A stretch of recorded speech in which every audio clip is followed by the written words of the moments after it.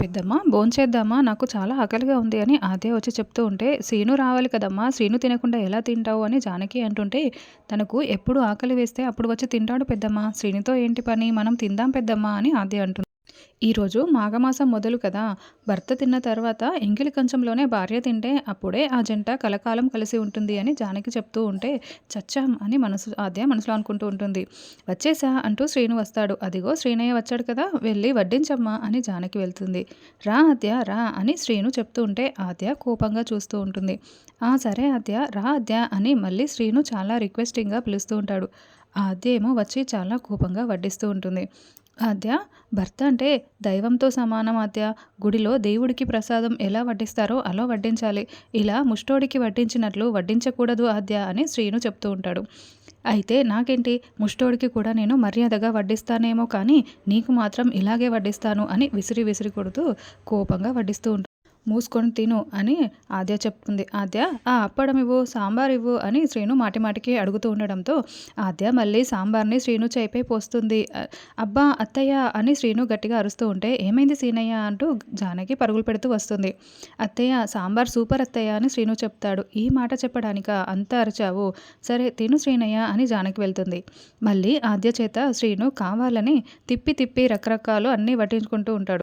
ఆద్య నేను తినేశాను కంచం రెడీ. ఇక నువ్వు తినేసి పుణ్యం కట్టుకో ఆద్య అని శ్రీను పక్కకు వెళ్తాడు. శ్రీను కంచం అంతా కూడా అడ్డదిడ్డంగా ఉండడంతో ఆద్య తినలేకపోతూ ఇప్పుడు ఏం చేయాలా అని ఆలోచిస్తూ ఒక చపాతీని ఆ ప్లేట్ మధ్యలో పెట్టి ఆ చపాతీపై అన్నం సాంబార్ వడ్డించుకొని తింటూ ఉంటుంది. అప్పుడే శ్రీను ఇదంతా చూసి అమ్మ ఆద్య నా కంచంలో నేరుగా తినకుండా బెడ్పై దిండుని అడ్డు పెట్టినట్లు చపాతీ అడ్డు పెట్టుకొని దాని మీద వడ్డించుకుని తింటున్నావా ఆద్య అని శ్రీను మనసులో అనుకుంటూ ఉంటాడు. తర్వాత ఆద్య తినేసి వెళ్తూ ఉంటే అమ్మ ఆద్య తినేసి అలా వెళ్ళిపోతున్నావేంటి అని జానకి అక్కడికి వస్తుంది. ఇంకేం చేయాలి పెద్దమ్మ అని ఆద్య అంటుంది. ఆ అక్షింతలు శ్రీను చేతికి ఇచ్చి శ్రీను దగ్గర ఆశీర్వాదం తీసుకో ఆద్య అని జానకి చెప్తూ ఉంటుంది. అవసరం లేదు పెద్దమ్మ అని ఆద్య వెళ్ళిపోతుంది. ఏంటి శ్రీనయ్య ఆద్య అలా వెళ్ళిపోయింది, మీరిద్దరూ బాగానే ఉంటున్నారు కదా అని జానకి ప్రశ్నిస్తూ ఉంటే మేమిద్దరము చాలా బ్రహ్మాండంగా ఉంటున్నాము. అయినా అత్తయ్య అద్య అమెరికా పిల్ల కదా! కంచంలో తినడము, ఇలా కాళ్ళు పట్టుకోవడం అంటే బెండవడం అంటే ఆద్యకి ఇష్టం ఉండదు. నిదానంగా అర్థం చేసుకుంటుందిలే మీరవన్నీ పట్టించుకోకండి అత్తయ్య అని శ్రీను అంటాడు.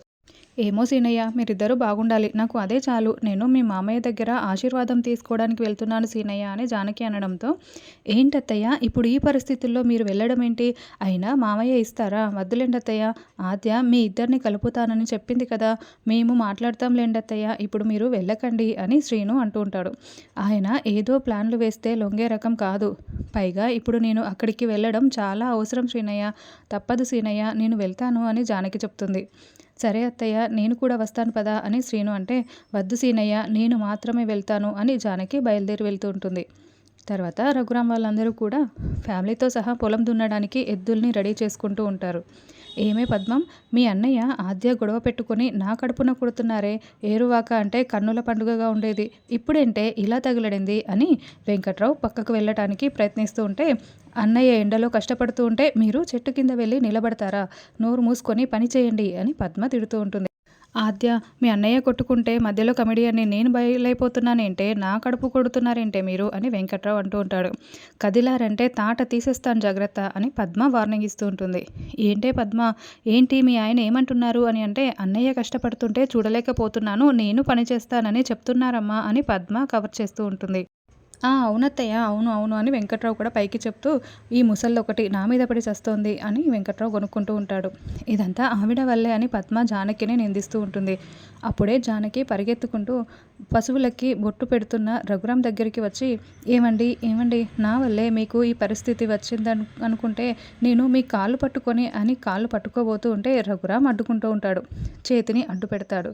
కాళ్ళు పట్టుకోవద్దని చెయ్యి అడ్డు చూపిస్తూ ఉండడంతో అప్పుడు జానకి దండం పెడుతూ నేను మిమ్మల్ని క్షమించమని అడుగుతాను, కాళ్ళు పట్టుకుంటాను, నన్ను కొట్టండి తిట్టండి, కావాలంటే ఆద్యని ఇంట్లో నుంచి పంపిస్తాను, మీరు దయచేసి ఇంటికి రండి అని రఘురాం చేతుల్ని పట్టుకోబోతూ ఉంటే రఘురాం చేతిని విదిలించుకుంటాడు. దయచేసి అర్థం చేసుకొని ఇంటికి రండి అని జానకి వేడుకుంటూ ఉంటుంది. ఏవండి మీ కాళ్ళు పట్టుకుంటాను, దండం పెడుతున్నాను, దయచేసి మన ఇంటికి వచ్చేయండి అని జానకి బ్రతిలాడుతూ ఉంటే మన ఇల్లేంటి? ఆ ఇంటికి నాకు ఎటువంటి సంబంధం లేదు. నీతో కూడా అని రఘురామ్ చెప్తూ ఉంటాడు. జానకి చాలా బాధపడుతూ ఉంటుంది. ఆ! ఇలా చేయాల్సిందే అన్నట్లుగా పార్వతి, బామ్మ, పద్మ కోపంగా చూస్తూ ఉంటారు. అయ్యయ్యో! అంత మాట అనకండి. మాఘమాస పూజ పెట్టుకొని మీరు తిన్న కంచంలోనే నేను 4 మెతుకులు తిని మీ చేత ఆశీర్వాదం తీసుకోవాలండి. ప్లీజ్ అండి అని జానకి బ్రతిలాడుతూ ఉంటుంది. ఒక్కసారి చెప్తే నీకు అర్థం కావటం లేదా? ఇంకా మాఘమాస పూజలేంటి? కంచాలేంటి? భోజనాలేంటి? ఆశీర్వాదాలేంటి అని రఘురామ్ అరుస్తూ ఉంటాడు. నేను బ్రతికుండగా ఆ ఇంటి గడప తొక్కను. ఒకవేళ నేను చచ్చినా కూడా నా శవం కూడా ఆ ఇంటి గడప తొక్కదు అని రఘురామ్ చెప్తూ ఉంటే శివ శివ అంటూ జానకి చెవులు మూసుకొని బాధపడుతూ ఉంటుంది.